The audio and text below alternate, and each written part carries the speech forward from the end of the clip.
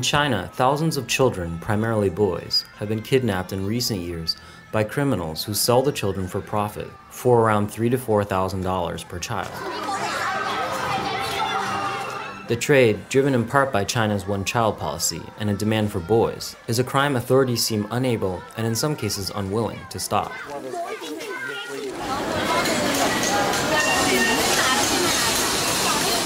Children of parents in cities like Shenzhen, where migrants flow in and out on a daily basis and neighbors often aren't familiar with one another, are the most common targets of this crime.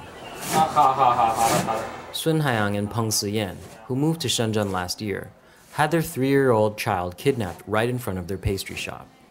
That morning, when I went outside, the shoe mender in front of our shop told me he saw our kid playing with a relative.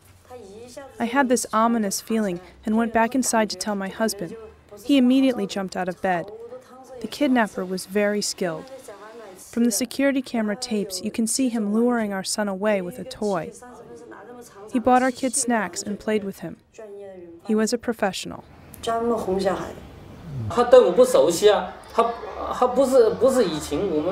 The shoe mender who saw the kidnapper didn't know us very well.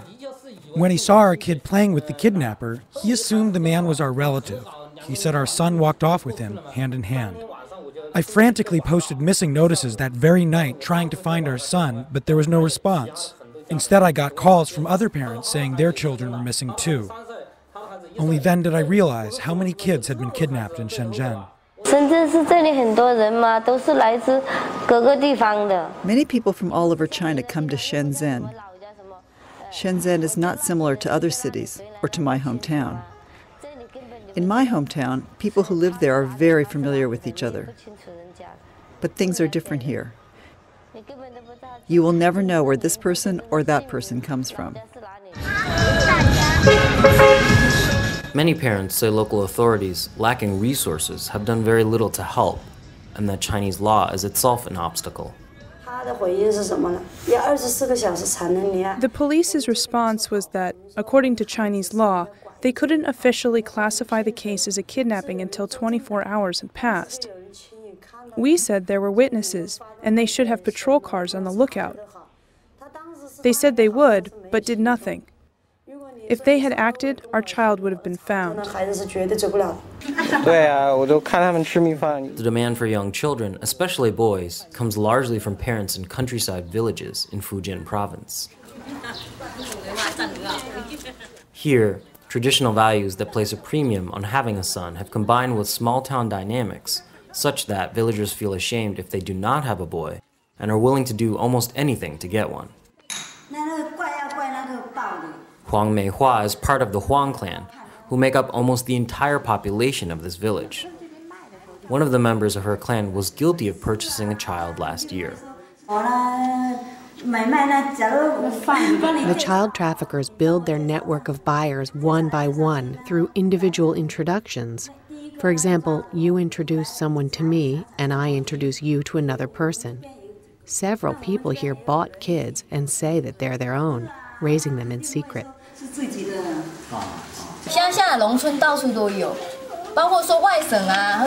This problem is rampant in some areas of the countryside, here and in Shandong province. Some of these country people are very conservative and narrow-minded. They feel they must pass on their surnames through young male heirs. These conservative values are more the exception than the rule in China. But the demand for young boys is such that organized criminals have made a profitable business of kidnapping children and reselling them in other provinces. Peng Gaofeng, a migrant worker who had his child stolen from him last year, has organized a group of parents of kidnapped children.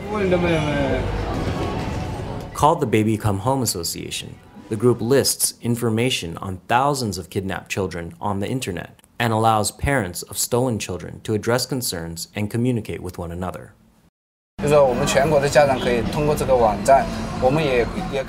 the website, which already has 5,000 missing children ads on it, and also through instant messaging, we allow parents to share information and to communicate.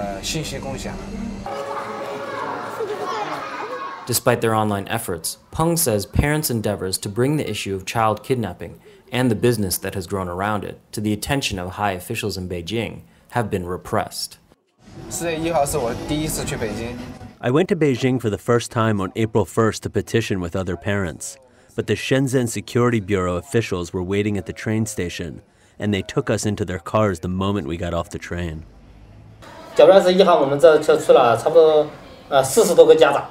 On September 21st, I traveled to Beijing along with 40 other parents of kidnapped children. We came from every part of China, though most of the parents came from Guangdong.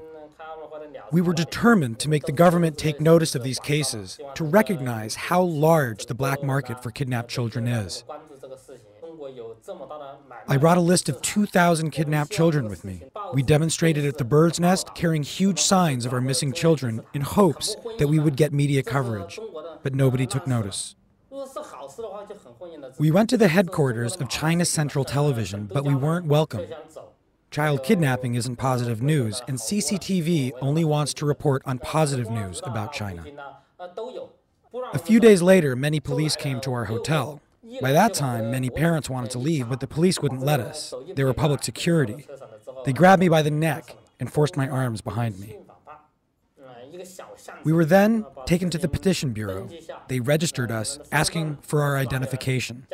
After that, they told us to go back and told us not to petition again. They told us never to petition again.